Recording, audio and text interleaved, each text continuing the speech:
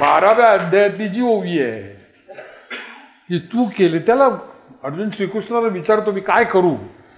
तो पहिल्यांदा त्याला सांगतो की अव्यक्ताची उपासना बोगस आहे, ते काही नाहीच, तिचे कशी उपासना करणार तू, मग मी काय करू.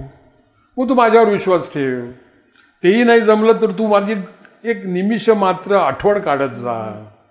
तेही नाही झालं तर मग काय करायचं, मग तू कर्म करत जा, पण त्याच्या फळाची अपेक्षा सोडू नकोस. कसं की खडकावर पाणी टाकल्यानंतर जसं काही उगवत नाही तसं वागत जा.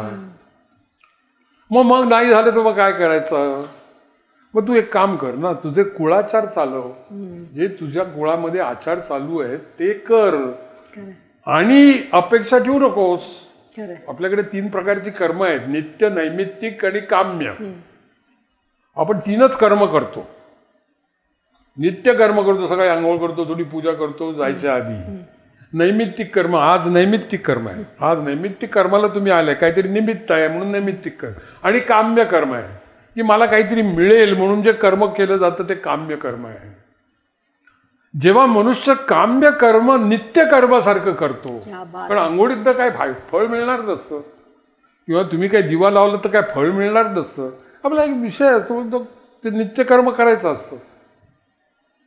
सो तो जो उपदेश आहे की तुम्ही तुमचं काम्य कर्म नित्य कर्मासारखं करत जा, तुमच्या संस्काराला जागा, ते त्या बागेच्या बाबतीत घडलं.